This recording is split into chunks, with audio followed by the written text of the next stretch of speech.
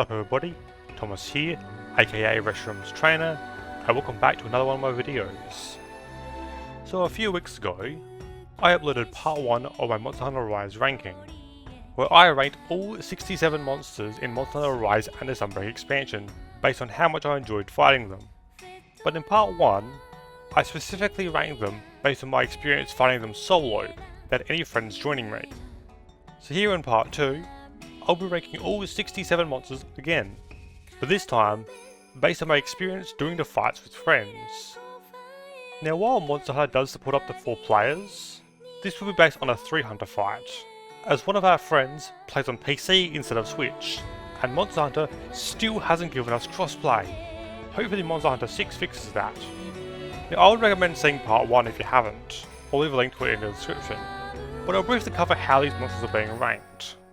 So as I mentioned earlier, I'm ranking these monsters based on how much I enjoy fighting the monster, and not based on how much I like the monster itself. All but one of these monsters are fought in Master Rank, with the one exception being from the Serpent Nawa, who doesn't actually have a Master Rank fight, and thus was fought in higher rank. I also kept the same weapons and equipment between fights, which I'll show on screen now. Though I do want to mention that while I didn't change my gear at all, my friends did, since that's just how they play, although they did say that it was unlikely to affect the fights that much. Also, while this video is based on my own personal ranking of the fights, my friends and I did actually do a joint ranking for this as well, which I'll show for every monster in case you were curious, if I remember to do so. Lastly, I do want to quickly shout out my friends, Kane, aka Child Nightmare, and Brayden, aka Chaos Wing, for helping me with this. I'll leave a link to both their channels in the description. And with that, let's get started. Number 67. Lagombi. So in part 1, one of my most common complaints with some monsters is that their fights lasted longer than I would have liked. But here, the problem is the exact opposite. Although the monster's HP does scale with the amount of hunters present, some fights still end very quickly, and there's going to be a common complaint in this video. And Lagombi is a great example, since I don't think it even lasted a minute against the 3 of us. Yet all the issues I brought up in the last video still apply, and considering how low I placed him in the last video, it shouldn't really come as any surprise to see him in last place. Number 66. Volvodon. Similar to Lagombi, Volvodon is another monster that dies far too quickly, while still having all the same issues that I brought up in the previous video. And while at it, this also applies to the next few monsters. Kuryuku,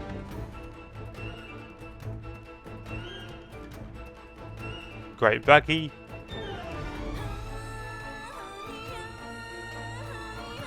and Arthrois.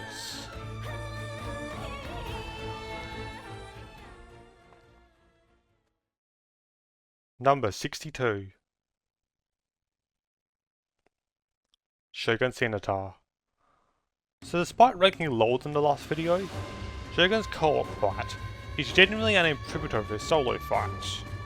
While the fight is definitely a bit short, it isn't to the same extent as the previously mentioned fights. And one of the biggest problems I had with Shogun initially was his ability to inflict the bleed status, which isn't fun for a dual blade user like myself. However, this issue is made slightly less annoying by the simple fact that my friends can draw Shogun's attention away from me, meaning I'm less likely to get hit, and thus less likely to be inflicted with bleed. And if I am inflicted with bleed, then it's much easier to get rid of it if Shogun is aggroed onto one of my friends instead. So while the fight is an improvement, Shogun still places very low down, which should tell you just how much most other monsters have improved as well. Number 61. Daimyo Hermitar. So if you've seen the last video, you'll know that I'm not a huge fan of the crabs. And you'll also know that the main reason why Daimyo is above Shogun is due to the lack of the bleed element. And that does still very much apply here. However, Daimyo is yet another monster that dies way too quickly. And considering that it doesn't really improve in any way from the solo fight, you can kind of see why it's slowed down. Number 60. Kezu. So as I mentioned in the last video, I hate this pale abomination with a passion, and that hasn't changed since then. While the fight itself hasn't really improved much, Kezu dies a lot quicker in co-op, which is so far the first time where a fight being short actually made it better. Though only because it means we're spending less time fighting Kezu, and more time fighting actually fun monsters. So, the next few monsters basically all have the same issues. That being that the fights end very quickly, and aren't improved in any way from the solo fights. Royal Ledroth.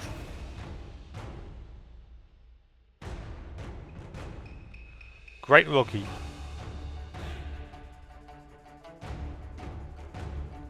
Tetranodon.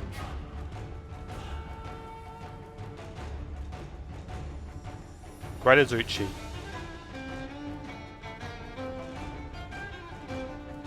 And Basarios.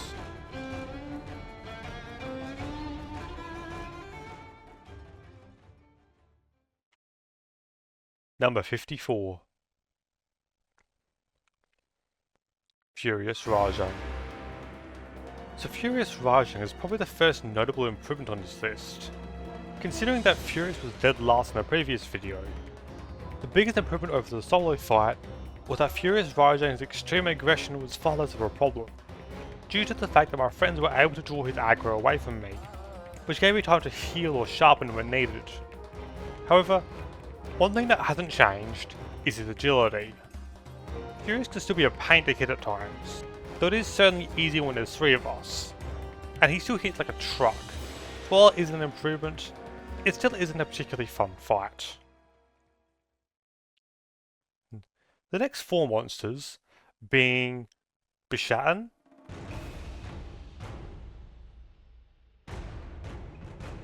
Aknosom,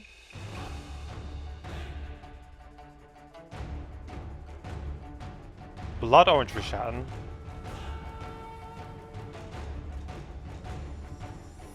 and Gyrototus,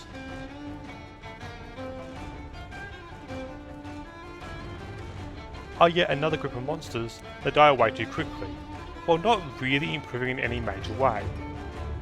While they do improve slightly from the solo fight, it isn't a significant improvement, which is why they're placed here.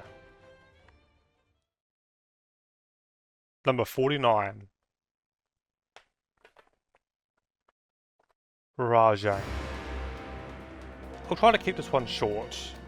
I already explained why regular Rajang places above Furious in the last video, but basically, it boils down to regular Rajang being less aggressive, not hitting quite as hard, and having a cuttable tail.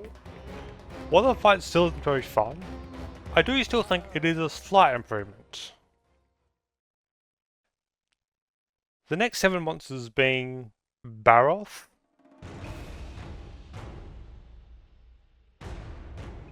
Anjanath,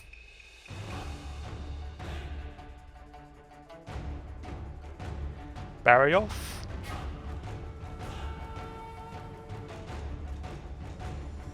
Diablos,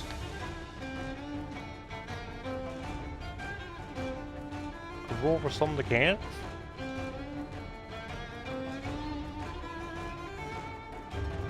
Tobikadachi,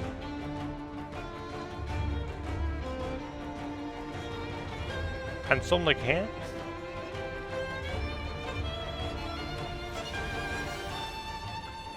are the next batch of monsters that don't improve in any major way. And while they do still die rather quickly, it definitely isn't to the extent of just about every other monster so far that's had this problem. And this is also where that begins to stop being such a major issue, as there are very few monsters left where the fight ending too quickly is an issue at all. And even then, it'll only ever be a minor issue. Number 41. Flaming Espinas.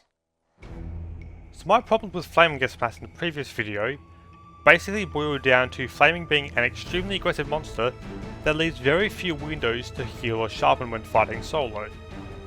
But with friends, that issue is almost entirely gone, as the others can draw his attention away from me if needed. That being said, flaming still hits like a truck, and the nuke attack is still a big problem, as it now has the potential to wipe several of us out at once. So while this is certainly an improvement over his solo fight, it still has its problems. Number 40. Puke. So there isn't really much to talk about with Puke. The co-op fight doesn't really change much from the solo fight, and doing the fight with friends just makes it end a lot quicker. This also applies to the next monster, being Thunder Serpent Nawa.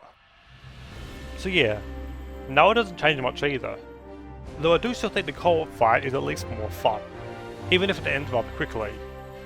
Though it really can't be helped, as this fight is done in high rank due to there not being a master rank quest for Nawa, only All-Mother. It also doesn't help that we're using endgame equipment as well, but despite all that, this is a still somewhat fun fight to do. Number 38. Amatsu.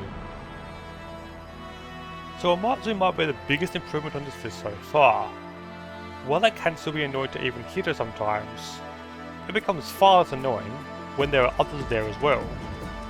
The tornadoes and similar wind attacks are still an absolute pain to deal with, though they don't really do a worrying amount of damage, and more so just send you flying. However, the biggest improvement over the solo fight is that the co-op fight didn't feel so absurdly long. Don't get me wrong, the fight is still a little longer than I would have liked, but it wasn't to the frustrating degree that the solo fight was. Number 37. Gold Rathian. Gold Rathian was a monster I didn't get a chance to talk about last video, so I'll cover the basics here. While Gold Rathian is a decently fun fight solo, it's definitely a better fight in co-op. The biggest problems were how much health Gold Rathian had and how durable she can be, not to mention how bad the poison can be. However, since my friends were able to draw her aggro, finding opportunities to heal or sharpen isn't too hard, which is really useful when you also need to worry about poison, and the fight isn't annoyingly long either when there's 3 of us, though there are definitely still some better fights to come. Number 36. Kushala Daora. I don't really have too much to say on Kushala. It was a rather mid-fight solo, and that hasn't really changed at all in co-op. He isn't particularly hard, but also not a pushover. The fight feels neither too long nor too short, and the only thing that's even somewhat annoying is all the tornadoes he creates.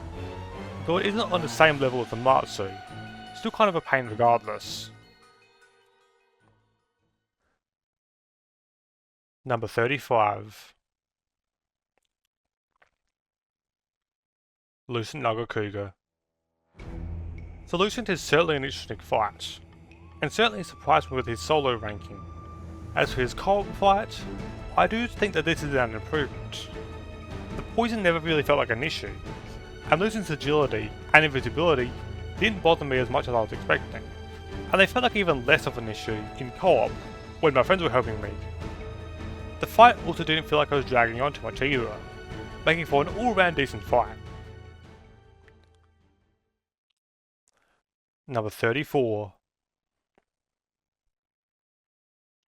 Primordial Malzeno. So Primordial Malzeno was a fight that I placed very low down in the solo ranking, and that was largely due to the extreme difficulty of that fight solo. But as you can probably guess, this fight fares a lot better in co-op. Don't get me wrong, the fight is still very hard, easily the hardest in the game, outside of hazard quests and anomalies. However, the co-op fight is definitely more manageable. The main difficulty with the fight initially was the extreme aggression and agility of Primordial's Bloodlust mode, which is still a large problem, but is made slightly less worrying by the simple addition of some friends to help me out. Not only can they draw his aggro away from me when trying to heal or sharpen, which is very much needed in this fight, but it also makes the fight much quicker, which is great because the solo primordial fight rivaled a Matsu for the longest solo fight I did, so having it cut down to something a bit more manageable was nice. So while the co-op fight was certainly a nice improvement over the solo fight, the fight itself remained very difficult, which prevents it from going any higher. Similar to what I did in the last video, I'm going to breeze past the next 20 or so monsters with a montage in a sort of lightning round. This is partially to save time, but also because I don't really have much to say on any of them. Basically, all of them are pretty decent fights that slightly improve over the solo fight in one way or another, whether that be the fights not being as long, the monster's aggression being less of a problem with friends helping me out, or some other reason. With that being said, let's continue with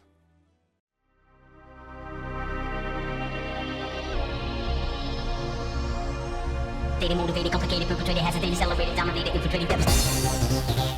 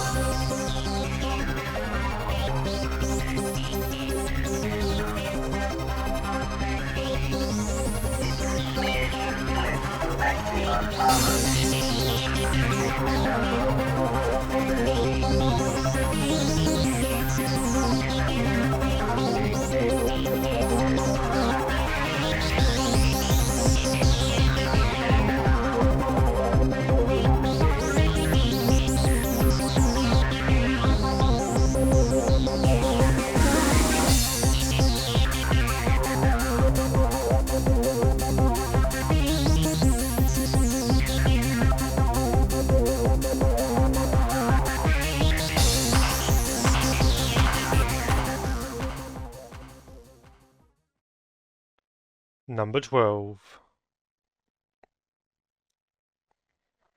Scorn to Magnum Marlowe. Scorn is the fight that I'm surprised got as high as it did in the solo ranking, and the co-op fight is even better. My biggest complaints with the solo fight were the length of the fight being longer than I would have liked, and Scorn being a little bit above what I'm comfortable with in terms of difficulty. But both of these points are null and void in the co-op fight. Having friends with me shortens the fight to something more enjoyable, and obviously it's easier to find windows to heal or sharpen if Scorn is busy attacking someone else. That being said, Scorn isn't exactly a pushover, and he can still hit quite hard and can be very agile when he wants to be. So while it's definitely a fun fight, there are still better ones to come. Number 11. Pyre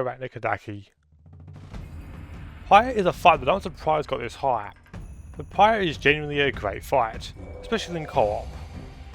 The fight doesn't feel like it's too long, and none of her attacks are annoying to deal with. Sure, the whipping can be a pain every now and then, but that issue is minimal, especially if you put along some cleansers.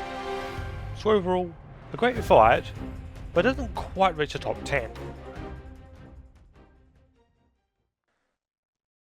Number 10.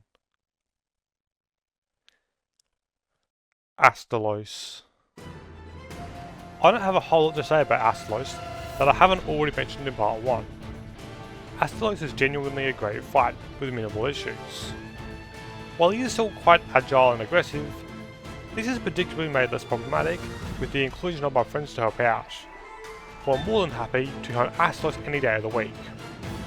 It's also for this reason that the paralysis he inflicts is less of an issue as well. After all, if he's attacking you less, you get inflicted with paralysis a lot less as a result, making the co-op fight a great improvement over the solo fight. Number 9. Chaotic Gore Magala. Chaotic Gore was a monster that I was surprised to see make it into the top 10 in part 1, but slightly less so here. One of my biggest complaints with the solo fight was just how long it lasted, only really being beaten by Amatsu and Primordial Malzeno. However, doing this fight with friends makes it significantly shorter. Chaotic Gore's extreme aggression and hard-hitting attacks are less of a problem because of this. While I do still have to watch out for the frenzy, that was never really an issue to begin with. While it does rank slightly lower than in part 1, I do still think that this is an improvement. Number 8. Seething Basil Geese. I don't really have much to say on Seething Basil Geese. Its biggest advantage is how large and soft the head is, meaning you can deal a lot of damage to it. And considering that there's 3 of us, you can imagine how much damage we can dish out. This also means that the fight isn't too long either. And when combined with the lack of any real annoying attacks, it shouldn't really be all that surprising to see Seething Basil in 8th place once again. Number 7. Velkhana. As I said in part 1, Velkhana is a fight that manages to balance the difficulty quite well, and amazingly, this still applies in the co-op fight. One of the complaints I had with the Velkhana fight in part 1 was that the fight felt a bit too long, but obviously that's no longer the case, as having my friends with me helped speed up the fight a little bit. Combine that with Velkhana's lack of annoying attacks and the great battle theme she has, and you can see why the Queen of Ice has made it this high. Number 6. Crimson Glow Valstrax. Valstrax is already one of the best solo fights, so it should come as no surprise to see him this high up on the co-op ranking. Valstrax has always been a really fun fight. He's got a lot of really cool and unique attacks. Most of his attacks can be countered, and having my friends help out makes sure that the fight doesn't drag on. It's also really fun whenever Valstrax does his ambush, and we have to wait to figure out who he's targeting, and then correct the time, either a dodge or counter, so that we don't faint. So while it has dropped 2 spaces since part 1, Valstrax remains one of the best fights in the game. Number 5. Mizutsune. So if you've seen part 1, then you'll know that not only is Mizu my favourite solo fight in Rise, but she's also my favourite monster in the whole series. So seeing her this high shouldn't be a surprise. While Mizu is very agile, there is still plenty of openings to attack her, especially when there's 3 of us. And while Bubble Blight can make moving around quite annoying, I get inflicted with it so infrequently that it's almost a non-issue. Combine that with the fact that Mitsune has what is, in my opinion, the best battle theme in the whole series, a Witching Dance. So you might be wondering how Mizu fell from 1st to 5th. Well, it's largely a combination of a couple of other fights getting a significant improvement, or remaining at about the same level of enjoyment without any new downsides, and Mizu's co-op fight feeling a bit too short now with 3 of us there. So while the fight is still very good, there are some fights that I personally enjoy just a bit more. Number 4. Garangong. So you're probably surprised to see Garangong placed above Mizu here, but Garangong was probably the first fight here to have no real drawbacks. My only real complaint is that the fight is a bit too short, but that's the same complaint I have with the solo fight, so there isn't really any change between the solo and co-op fights. And even with my friends there, making the fight end even quicker, and Garangong remains quite fun to fight, and I really hope he returns in future games. Number 3. Luna Garen. Luna Garen is a similar case to Garangong, where there isn't any real difference between the solo and co-op fights. But unlike Garangong, Luna Garen's fight doesn't feel too short, even with my friends there. And while Luna Garen is quite agile, that never really bothered me. It bothered me even less so with my friends there. Combine that with how many of her attacks can be countered, and the cool werewolf theme she has going on, and you can see why Luna remains in the top 3. Number 2. Gleismagorn. Gleismagorn was already a really great solo fight, but the co-op fight is even better. One of the biggest issues I had with the solo fight was, unsurprisingly, how long it took. But obviously, that isn't an issue in co-op, when there's 3 of us wailing on this behemoth. Another advantage to the co-op fight is when Gleismagorn is scaling the wall, and you have to shoot him down with Blister. While it seemed near impossible in the solo fight, it's a lot easier in the co-op fight, meaning that Garangong isn't able to pull off his big one-shot attack. Combine that with just about everything else I mentioned in the last video, and you can see why Gleismagorn is one of the best fights in the game. But there's one co-op fight I enjoy more, and you can probably guess who it is if you're keeping track. Number 1. Violet Mitsune. So as I said in the last video, Violet Mitsune is actually the main reason that I initially split the solo and co-op fights. Considering that Violet Mitsune was only 20th last time, you can kind of see what I mean now. The biggest issue with the solo fight was how difficult it could be at times. This was largely due to it being rather difficult to dodge her attacks at times, both because of the bubbles now having homing properties, but also because of her extreme agility and aggression. This also made it rather difficult to heal or sharpen as well, and of course there was the issue that it was a rather long fight. But obviously, literally all those problems go away in co-op. Homing bubbles? Who's to say they're targeting you and not one of your friends? Can't find an opportunity to heal or sharpen? Violet Mizu was busy attacking one of your friends. Fight feels a bit too long? The power of friendship, ending of equipment, makes the length of this fight feel a lot more reasonable. And we can't forget about how the music changes from the Infernal Springs theme to a bewitching dance halfway through the fight. Violet Mitsune was already a great fight solo, but the co-op fight removed any issues that the solo fight had, and created what I personally believe to be the best fight in the entire game, more than worthy of taking the top spot. And with that, we have gone through and ranked all 67 monsters in Monster Hunter RISE again. But we're not done here. Now that we've ranked both the solo fights in the last video and the co-op fights in this video, it's finally time to do a combined ranking, and see which fight, solo or co-op, is, in my opinion at least, the best fight in the whole game. Starting with...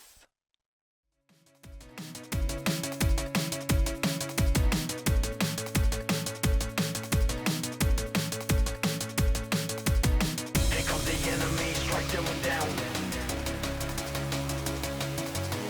We can't let evil win, take them out. This is justice, this is what's right. Here comes the enemy, mess them up. And bring them to the knees, do your stuff. Time for justice, time to go fight.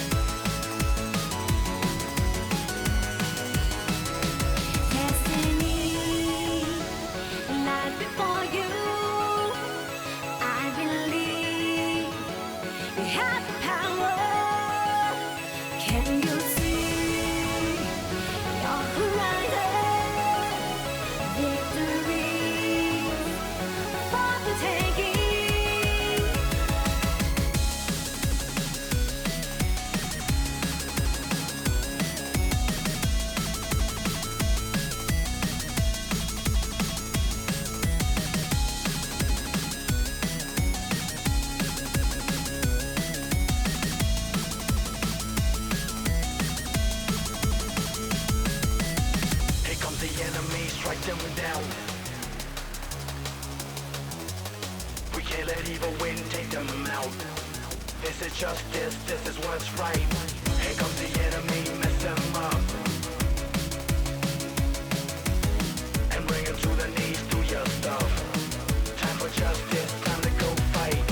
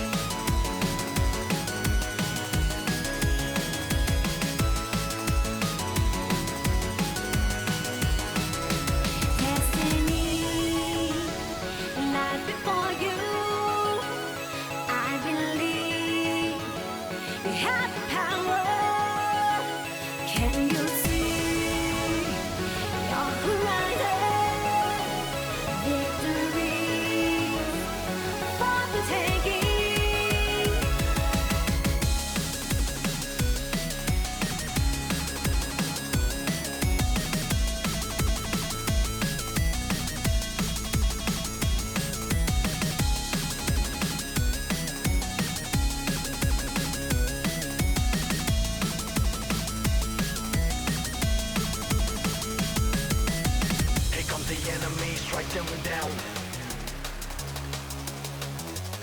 We can't let evil win, take them out. This is justice, this is what's right. Here comes the enemy, mess them up. And bring them to the knees, do your stuff. Time for justice, time to go fight.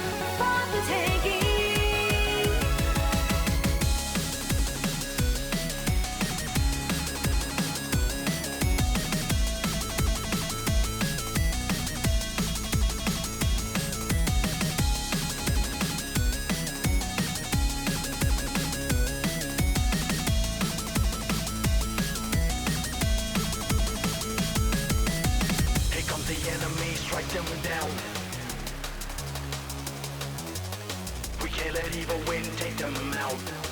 This is justice, this is what's right. Here comes the enemy, mess them up. And bring them to the knees, do your stuff. Time for justice, time to go fight.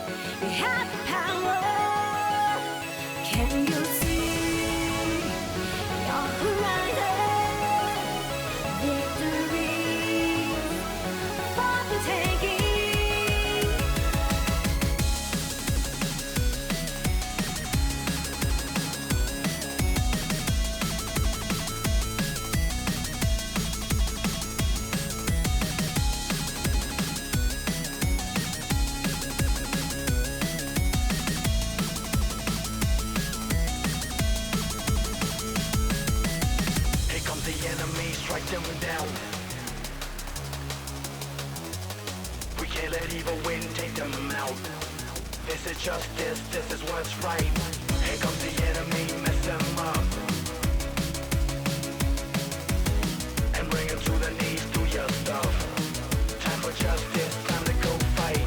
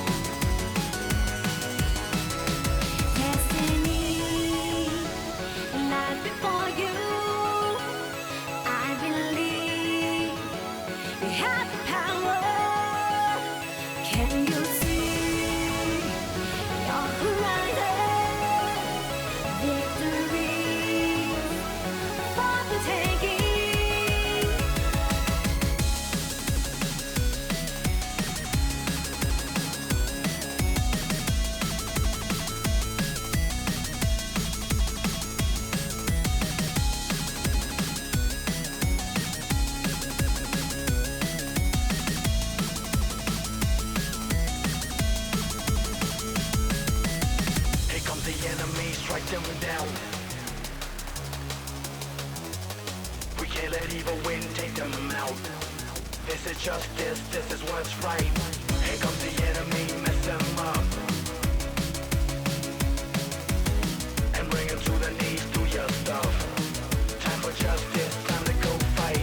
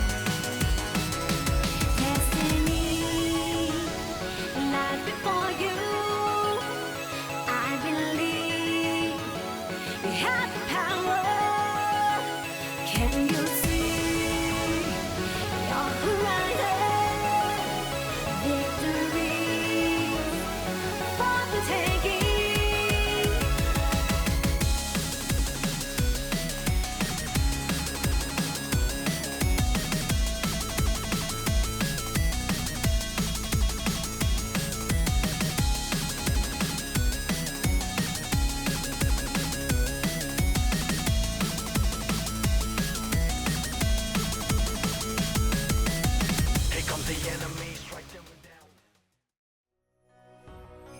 And with that, both the ranking and the video are done. But let me know what you thought down in the comments below. I'm interested to see what some of your favourite fights in Monster Hunter Rise are. Don't forget to like and subscribe, leave a comment for the algorithm. Have a great day everyone, and I'll see you in the next video. See ya!